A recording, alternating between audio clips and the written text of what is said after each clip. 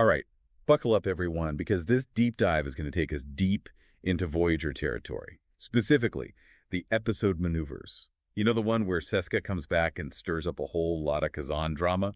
If you remember, Voyager is still, like, stranded 70,000 light years from home. Stuck in the Delta Quadrant, just trying to survive, and then bam, this blast from the past shows up. Seska, right, former crew member, master manipulator. Let's be honest, she's out for revenge. Oh, yeah. Seska's return definitely shakes things up. It all starts with this Federation signal. Voyager picks it up and thinks, hey, could this be it? Could this be our way home? Yeah. Of course, it's a trap set by Seska and her new pals, the Kazon Eastrum. And get this, the Kazon actually managed to, like, punch through Voyager's hull. Yeah, that was a wild moment. I mean, Kazon, no offense to them, but they're not exactly known for their tactical brilliance.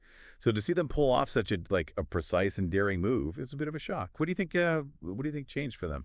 Well, Seska's been busy, you know. She's been sharing her knowledge with them. Remember, she's got that background in both Starfleet and Maquis tech. It's a pretty potent combo. She's basically given the Kazon a serious upgrade, turned them into a real threat. Right. It's not just about the tech either, is it? Seska herself, I mean, she's gone through a transformation too. She's back to her Cardassian appearance, which kind of signals like a return to her roots and maybe a deeper commitment to this vendetta against Voyager, especially against Chakotay. Oh, absolutely. It's a visual cue, right? It tells us that she's shed that old identity, the one she had on Voyager. She's fully embraced this new path, one driven by revenge and a hunger for power. And speaking of power plays, let's talk about how she manipulates the Kazon.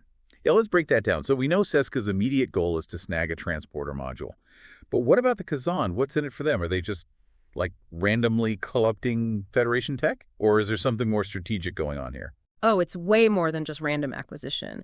The Kazon, especially Culluh, the leader of the Nistrum sect, they're obsessed with dominance. They want to control the other Kazon sects. And Seska, being the clever opportunist she is, she uses that to her advantage. She dangles Federation tech in front of them. Like, it's the key to achieving their goals. It's classic manipulation, you know? It really makes you wonder, what is Seska's endgame here? Is it simply about getting back at Voyager and Chakotay? Or is there, like, a bigger picture? Did she see herself, I don't know, maybe wielding power within the Kazon hierarchy? That's the million-dollar question, isn't it? And the episode keeps us guessing. But amidst all the political maneuvering and the tech battles, there's this whole personal layer to the story, especially for Chakotay. He feels betrayed by Seska on a deep level, not just because she was a trusted crew member, but because they had, you know, a romantic past. Yeah, you can really feel the weight of that betrayal on him. He feels responsible for bringing her onto Voyager in the first place, for trusting her judgment. And now he's dealing with the consequences. He's determined to fix things, even if it means going against orders. Exactly, and that's where we see his inner conflict. He's torn between his loyalty to Janeway and Starfleet protocol and this personal need to right the wrong. So he takes matters into his own hands, commandeers a shuttlecraft, and goes rogue. He's on a mission to confront Seska and get that transporter module back. And that sets up one of the most, I think, thrilling parts of the episode, that cat and mouse game between Chakotay and Seska. It's like a space-age thriller, you know, these two adversaries who know each other so well, trying to outmaneuver each other. What stands out to you about that whole chase? It's the contrast in their approaches that I find fascinating. Seska, she relies on brute force, using the Kazon's newfound firepower and her own cunning to set traps. She's trying to corner Chakotay. But Chakotay, he's resourceful, strategic. He uses stealth and his knowledge of Seska's personality to stay ahead of her. He even disables his shuttle's systems to avoid detection. Basically turns her overconfidence against her. It's like a chess match, you know. Every move calculated, every counter move anticipated. But even in the middle of all this, Seska throws a curveball. A revelation that changes everything. You're talking about that final message, right? The one where she tells Chakotay that she's pregnant and that she used his DNA. It's a chilling moment. It makes you question everything about her motivations. It does. Is it purely about revenge? Like a desire to just inflict pain on Chakotay? Or is there something more going on, like a deeper power play? It's hard to say for sure. It makes you wonder if she's thinking generations ahead. Like, is she trying to create a lineage, a child who could potentially, you know, rise to power within the Kazon ranks and carry on her legacy? And what about Chakotay?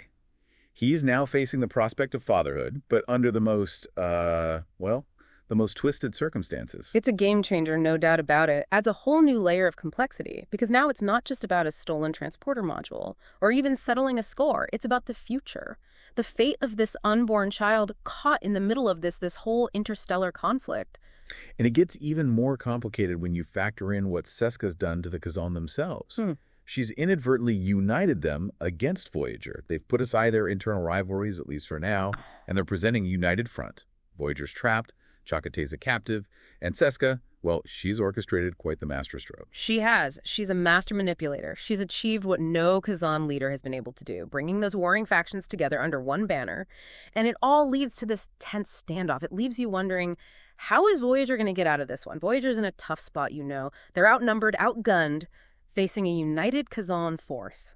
And Chakotay's their captive. It's a real test for Janeway, wouldn't you say? Oh, absolutely. She's got Starfleet protocols to consider, you know, those prioritize caution, minimizing risk. But she can't just abandon one of her own. Yeah. Especially not Chakotay. It's a classic dilemma, duty versus conscience. And it's even trickier because Chakotay went against orders. He went rogue. Yeah, you can understand why he did it, but it still puts Janeway in a difficult position. Totally. She's trying to balance being a captain with her concern for her crew.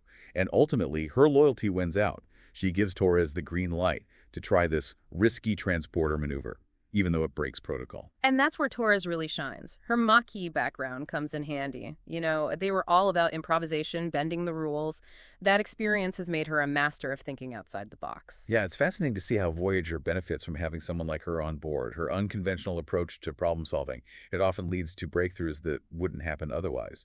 So, what exactly is Torres attempting to do with this transporter maneuver? They're trying to beam Chakotay out while Voyager is still at warp, which is super dangerous, practically impossible, according to Starfleet regulations anyway. To pull it off, Torres has to sync the transporter's annular confinement beam with the warp core frequency.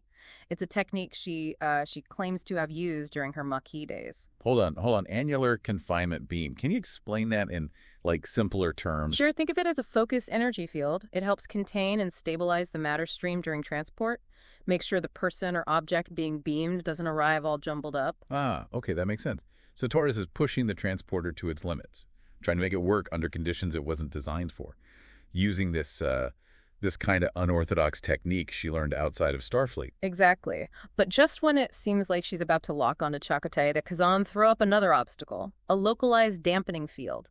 It disrupts the transporter signal. Of course they do. Seska always seems to be one step ahead. But Voyager must have a backup plan, right? Well, for a moment, it seems like they're out of options. The Kazon are closing in, Voyager's shields are weakening, time is running out. But then Janeway has a brilliant idea. She realizes the dampening field, while blocking the transporter, is also very focused solely on Chakotay. So it's like a weakness disguised as a strength. I think I see where this is going. And it's Tuvok who puts the plan into action. He uses the transporter to beam everyone out of the room except Chakotay. Wait, so they use the dampening field to their advantage? By beaming everyone else out? That's genius. It's a classic case of turning the tables. Culluh thinks he has Voyager trapped, but suddenly he's surrounded by Voyager crew members on his own ship. Talk about a reversal of fortune. That must have been so satisfying. They rescued Chakotay and captured the Kazon leaders, all without firing a single shot. What a tactical victory. It shows their ingenuity, their ability to think under pressure. They didn't let their tech disadvantage defeat them. They used it to outsmart their opponents. But even with this win, there have to be repercussions. Chakotay disobeyed orders. That can't be ignored. And then there's Seska's revelation. That's got to weigh heavily on everyone, especially Chakotay. You're right, there's no easy resolution here. We see Janeway struggling with her feelings about Chakotay. She admires his courage and loyalty, but she can't condone his insubordination. It highlights the complexity of her role as captain, balancing personal feelings with the need for discipline. And just when you think things can't get any more complicated, we get that final message from Seska. It's a real gut punch, a reminder that even though they won this round, the game's not over. That final message from Seska, man, really changes things. Just to remind everyone, she drops this bombshell that she's pregnant. And get this, she used Chakotay's DNA. It's like she set this ticking time bomb, one that could have huge consequences down the line. Oh, it's a major twist. It adds a whole new layer to Voyager's relationship with the Kazon. Suddenly, it's not just about territory or tech anymore. There's this deeply personal element involved. Right. And it makes you think about what kind of life this child will have. Will they be raised to hate Voyager, to see them as the enemy? Or could they be, I don't know, a bridge between cultures, someone who can help bring peace between the Kazon and the Federation? It's tough to say. Kazan society is complicated. For sure. Lots of internal power struggles. This child, with their unique heritage, could become a pawn in all that. A symbol, maybe, or even a target. That's a good point. It really highlights the unintended consequences of Voyager being in the Delta Quadrant. They're just trying to get home, but their actions inevitably affect everyone they meet along the way. Yeah, that's the burden of exploration, I guess. You can't always foresee the ripple effects of your choices, and in this case, those ripples could last for generations. I keep coming back to that idea of nature versus nurture. Will Seska's child inherit her manipulative side, her ambition, or will Chakotay's influence, even from afar, have some kind of positive effect? It's a fascinating question. This child could become a major player in the Delta Quadrant. They could have Seska's cunning and Chakotay's understanding of Starfleet. Wow. It's a powerful combination. It makes you wonder if Seska planned it that way. Did she see this child as a way to extend her own influence, even after she's gone? It's possible, but we also got to consider the Kazan themselves. Will they accept this child as one of their own? Or will they see them as an outsider? It's a toss-up, isn't it? Yeah. On one hand, this child could be a leader, someone who can bridge the gap between the Kazan and the Federation.